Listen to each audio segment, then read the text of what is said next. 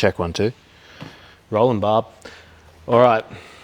Hey, we are going to brew an Aeropress today. Aeropress is a really cool brewer, great travel companion. I've had one for over 10 years and it's never let me down. So why Aeropress is so good is it's kind of an immersion brew, but then you also apply a small amount of pressure. And that means that you can brew a delicious cup of coffee very quickly, which is what we're going to do today using a Colombian producer that we feature quite regularly, Vargas, and his incredible Gesha. Now this coffee is really floral, but it also has like a really lovely cooked kind of stone fruit vibe, which I think is going to come through on the Aeropress really well. So for my Aeropress, I like to use 14 grams of coffee and 200 grams of water. So I'm just going to pop the coffee in. I give it a little shake, make sure it's nice and level. And then I don't muck around. I just get the water in there as quickly as possible. Whoa, that's exciting. So I'm just going to fill this straight up to 200. I would like to pour faster than this, but this kettle doesn't allow me to.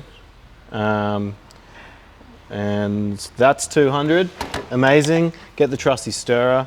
Don't worry too much about the coffee dripping through the bottom there. I go back and forth 4 to 5 times. Then you want to pop this guy on and just pull up. That creates a vacuum. And now the dripping will stop. So I let this chill for about, I don't know, a minute 20. To be honest, I mostly drink Aeropress when I'm camping and I don't do a lot of timing, weighing or measuring. I just put it in, pour it on, press it out, drink it, and it's always epic because I'm camping. Camping's the best. Get into it. All right, so we're nearly at a minute.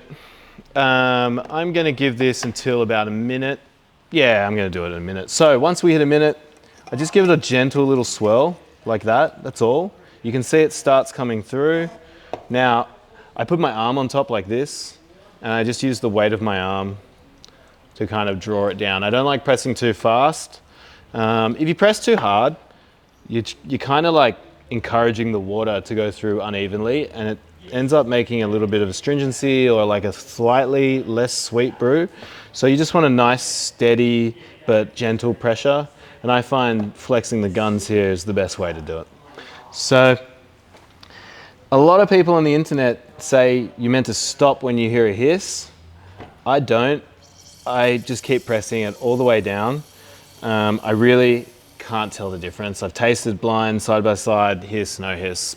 I just push it all the way down. It also makes it easier to clean, so you don't end up with drips everywhere.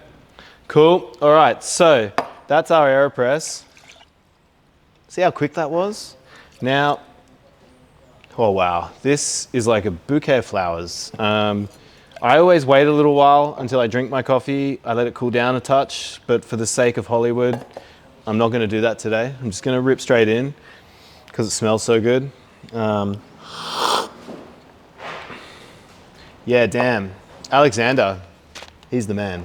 That is so floral. It reminds me of Turkish Delight, kind of like rosewater chocolate, but then it's got like a lot of like cooked stone fruit, like nectarine or like peach cobbler. If you've had that, it's American. I don't know. I've had a lot of coffee. Happy brewing. Cheers. Okay, that's Aeropress done.